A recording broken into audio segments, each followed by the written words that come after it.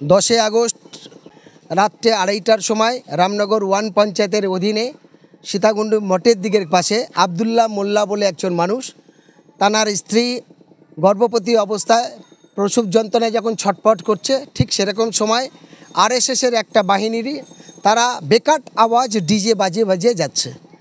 আবদুল্লাহ সাহেব বার হয়ে বললেন, আমার স্ত্রী প্রসব যন্ত্রণায় খুব ছটফট করছে, দাদা আপনারা সাউন্ডটা একটু কমান। এটা কোনো অন্যায় বলেনি, হাইকোর্টের রায় আছে। হাইকোর্ট থেকে বার বলে যে গভীর রাতে শব্দ দূষণ করবেন না। ফলে যারা শব্দ দূষণ করছে তার বাড়ি থেকে বার হয়ে বলেছে, দাদা আপনারা একটু সাউন্ডটা আস্তে করুন।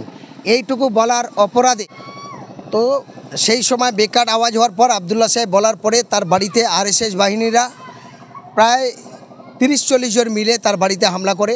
প্রথমে তার বাড়ি ঢুকে তার জিনিসপত্র ভাঙচুর করে, বাড়িতে যা পিতল কাঁচা টাকা পয়সা সোনাদানা ছিল সেগুলো লুট করে নেয়। তারপরে তার বাড়িতে যে টোটো ছিল সেই টোটোটা ভাঙচুর করে এবং অবশেষে টোটোটা চাকিয়ে নিয়ে পানিতে ফেলে দিতে যায় পুকুরে। ফলে সবাই চিৎকার চেঁচামেচি করতে তারপরে তারা ভয়তে পালিয়ে যায়।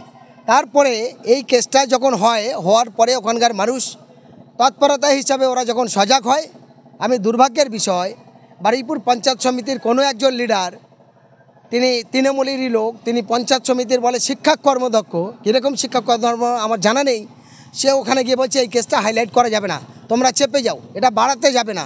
ফলে কোন রাজ্যে বাস করছি, এক জায়গায় একটা ঘটনা ঘটার পর আরেক জায়গায় ঘটছে, গোটা দেশ জুড়ে প্রত্যেক দিন এই ঘটনা ঘটছে। কেন এই ঘটনা ঘটবে? কেন বিধায়ক নীরব? কেন পঞ্চায়েতের নেতারা নীরব? কেন জনপ্রতিনিধি নীরব? কেন আবদুল্লাহর পরিবার নিরীহ মানুষ, তার বাড়ির এই ঘটনায় তার লিখিত কমপ্লেন হলো না? কেন পুলিশ সেই তাদের অ্যারেস্ট করলেন না? কেন জনপ্রতিনিধিরা নীরব? আর কতদিন মুসলমানদের এইভাবে অত্যাচারিত হতে হবে? আর কতদিন দলিত আদিবাসীদের অত্যাচারিত হতে হবে? এবং ক্যান্সারের থেকে ভয়ঙ্কর রোগ হলো ধর্মীয় হিংসা। এই হিংসা যারা ছড়াচ্ছে তাদের বিরুদ্ধে তৃণমূলের ভূমিকা কী? তাদের বিরুদ্ধে পশ্চিমবঙ্গ সরকারের ভূমিকা কী? তাদের বিরুদ্ধে প্রশাসনের ভূমিকা কী? কেন জিরো? এই জায়গায় দাঁড়িয়ে আমি একজন মানবাধিকার কর্মী হিসেবে বলতে চাই, করিমের পরে আবার আবদুল্লাহর বাড়ি আক্রান্ত।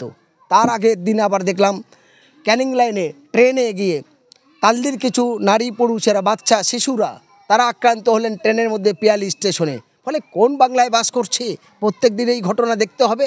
এই জায়গা দাঁড়িয়ে আমরা বলতে চাই, গোটা বাংলার মানুষের কাছে বলতে চাই, স্বাধীনতার পর নূতন করে আবার স্বাধীনতার জন্য হয়তো আমাদের হিন্দু মুসলমান দলিত আদিবাসী সকলের ঐক্যবদ্ধভাবে একসঙ্গে, এই ক্যান্সারের থেকে ভয়ঙ্করী রোগ হলো হিংসা, ধর্মীয় এবং রাজনৈতিক হিংসা।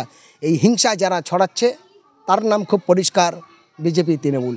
এই দুটো দলের বিরুদ্ধে বিকল্প আন্দোলন যদি মানুষ গড়ে না তুলতে পারে তাহলে হিন্দু মুসলমানের ভ্রাতৃত্ববোধ নষ্ট হবে, মানুষের অধিকার পাবে না। 1947 সালে 15 আগস্ট যে স্বাধীন হয়েছিল, বর্তমান দেশের পরিস্থিতি যে জায়গায় এনে দাঁড়িয়েছে, দুটো দল, চুরি, দুর্নীতি, লুট আর খুন, সন্ত্রাস আর ধর্মীয় হিংসা, এখন দুজনেই কম্পিটিশন লেগেছে কে কেরা মন্দির করবে, কে কত টাকা কোথায় দান দেবে।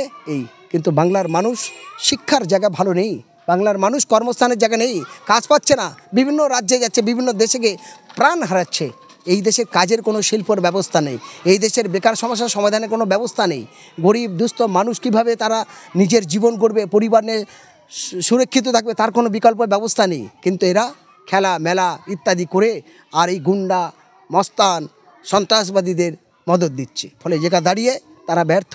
তাই আমি বাংলার মানুষের কাছে বলতে চাই, আমরা দেখে নিয়েছি, তাই আশাবাদী বিহারের নির্বাচনের পর মোদি যে এনআরসি, এনপিআর, সিএ এবং এসআরের নাম করে গোটা বাংলার মানুষের 1,20,00,000, কখন বলছে 1 কোটি মানুষকে উৎখাত করার যে চক্রান্ত করছে এবং বিহারে যে মানুষের করেছে, আসামে করেছে, তার অভিশাপ আশা করি বিহারে নির্বাচনের পরে কেন্দ্রীয় সরকারও যাবে, আর বাংলায়ও যা হচ্ছে এরাও 26-এ যাবে।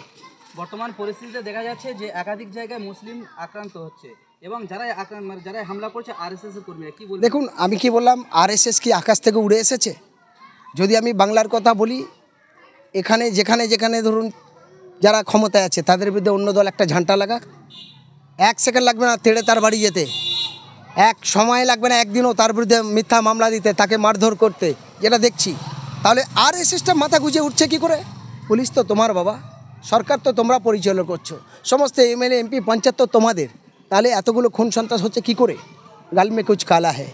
ইংরেজি 6 যেমন আছে, এই 6-এর মাথা উপরে তুললে 9 হয়, নিচে নামালে 6 হয়।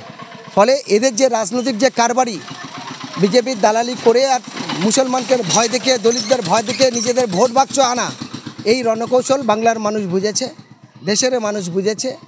ফলে আর চলবে না। 15 বছর এরা এনডিএ জোটে সরকারে ছিল।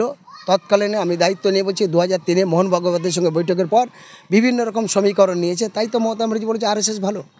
ফলে এই জায়গা দাঁড়িয়ে বলবো, আবারও বলবো, যদি হিন্দু মুসলমানের সুসম্পর্ক সংরক্ষিত রাখতে হয়, খেটে খেটে মানুষ, মধ্যবিত্ত কৃষক, তাদের বহু রকম প্রজেক্ট আছে, সেইভাবে যদি করতে হয়, তাহলে এই দুজনার ভাগ্য নির্ধারিতভাবে এই 20 বছরে মানুষ দেখে নিয়েছে। 15 বছর এনডিএ জোটে থাকতে আর 15 বছর আলাদাভাবে সরকার থেকে 15-30 বছরের অভিজ্ঞতায় মানুষ এটা বুঝেছে এই দুজন একই পথের প্রতীক। শুধু টাকার এপিট আর ওপিট, চিহ্ন আলাদা, ফুলটা একই, ভাবনাটা একই, পথ একই। মানুষ এটা বুঝতে অক্ষম হচ্ছে। মানুষের এটা বুঝতে হবে। তার জন্য দেশ, জাত, সমাজ বাঁচানোর জন্য সব মানুষের পথে নামতে হবে। কিন্তু গদি যে মিডিয়া আছে, গদি মিডিয়ার বিরুদ্ধে দেখুন, গদি মিডিয়া কোটি কোটি টাকা অফার পাচ্ছে, বিজ্ঞাপন পাচ্ছে, তাদের টাকা পার্সোনাল যাচ্ছে, যার জন্য হচ্ছে না। এখন বাংলা কেন, গোটা দেশের ওপরে ভরসা ডিজিটাল মিডিয়া, গোটা দেশের ওপরে ভরসা ইউটিউবাররা। সত্য প্রচার করার জন্য ডিজিটাল মিডিয়াদের উপরে হামলা হচ্ছে, কি বলবেন? যেখানে যেখানে ডিজিটাল মিডিয়ার উপরে আক্রমণ হচ্ছে, হাঙ্গামা হচ্ছে, আমরা তাদের পাশে আছি। আমরা এটা মেনে নেব না। যেখানেই হোক আমরা নিশ্চয়ই ডিজিটাল মিডিয়ার পাশে আছি সব সময়। কারণ ডিজিটাল মিডিয়ার মাধ্যমে গোটা বাংলার মানুষ মুহূর্তের মধ্যে খবর তাদের কাছে চলে যায় এবং তারা জানতে পারে কোথায় কি ঘটছে। এটা এখন অ্যান্ড্রয়েড সেট সবার হাতে আছে, ফোন খুললেই মানুষ জানতে পারছে এখানে এই হয়েছে।